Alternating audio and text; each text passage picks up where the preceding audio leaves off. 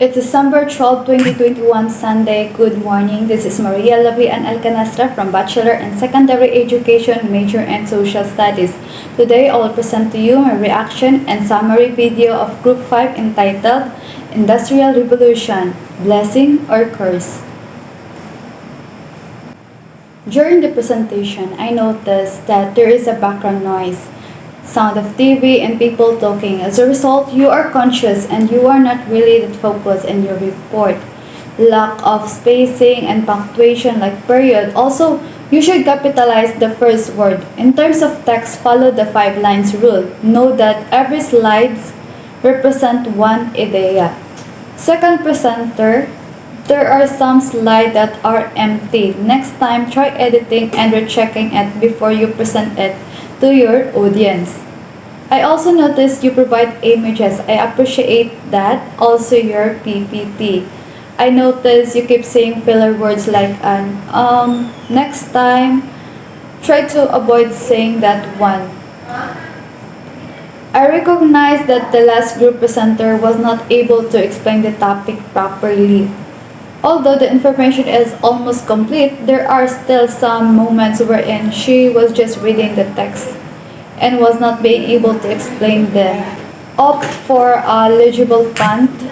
Don't use eccentric fonts that will make it impossible to make out the actual words. So stick to standard, easy to read fonts, preferably sans serif or fonts such as Arial or Helvetica. This will also minimize the risk of having your fonts substituted when sending to other people. So end with a summary slide, the end of your presentation. The most important sections of your presentation are the beginning and ending. So the beginning is when you will grab the attention of the audience. The summary ending will make it easier for them to remember your ideas. But overall, your presentation is nice and also your PPT. The presenter deliver it will also. To sum up the report about Industrial Revolution, it is a peaceful change from natural work to mechanical and industrial production. So it was not a sudden or quick, it was a long, slow process over several centuries. So there are 2 stages of Industrial Revolution. The first stage is when Britain took the lead in inventing new method of production. The second stage, it is UN and Western European nations become modern industrial powers.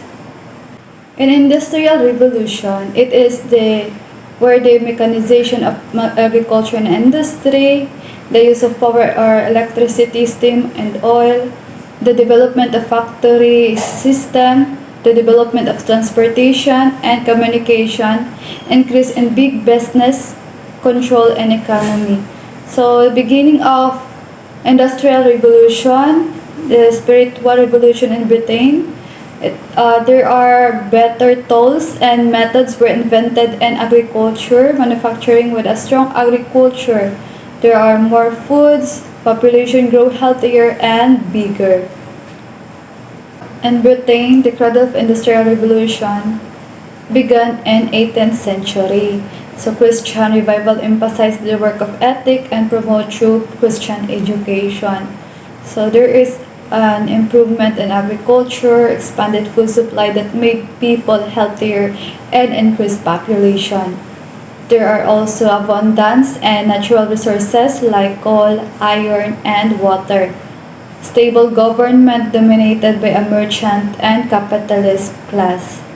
So there are also plenty of raw materials and markets for manufactured production. Britain is the best banking system in the town. They have a large merchant fleet to ship foods all over the world. They also know how to manufacture of cotton clothes since it is done when woven by machines. So during Industrial Revolution, the agricultural revolution changes and British farming greatly increased the amount and variety of food produced. So there is a name Lord Charles Townshend. He is a British official landowner who took an interest in his farms. So his interest in agriculture earned him to call a nickname Turnip Townshend. There is John Kai, who is a watchmaker, invented a flying shuttle, a device that doubled the producing of cotton thread. It is used in weaving trade. Then there is also James Hargreaves. He is a carpenter who invented spinning jenny, named after his wife Jenny. So using this spinning jenny, a person could up to 80 threads at one time. There is also Richard Arkwright. He is a poor barber built a machine that could hold up to 100 spindles. So his invention was too heavy to be hand operated, so he used water power to turn it. Thus the machine was called water frame.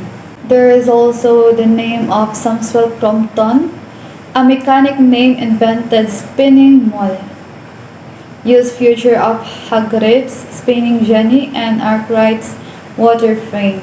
So the production of cotton trade continue increase, so they need to improve the loom. That's why they found loom creator for weaving. There is also the name of Edmund Cartwright.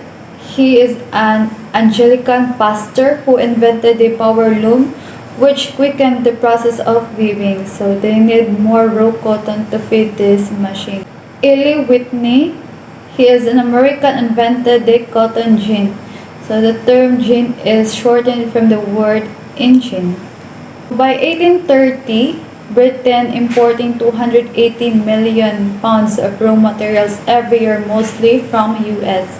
So the new machines were expensive and need to be in near rivers so that the water could turn the wheel and powering machines. So they all started hiring hundreds of workers. An example of industrialization is manufacturing, mining, transportation. Great Britain had been the first nation to industrialize. It tried to protect this head start by making rules against exporting inventions. Nevertheless, a British mechanic opened factories in Belgium in 1807, making that country the second to industrialize. By the end 1800s, other nations in Europe, as well the United States, joined Britain in the race to industrialize. So the Industrial Revolution transformed the world. One of the most major socio-economic shifts in human history was the Industrial Revolution. Economic results of the Industrial Revolution, the process of transitioning from an agrarian and handicraft economy to one dominated by industry and machine production, in modern history is known as the Industrial Revolution.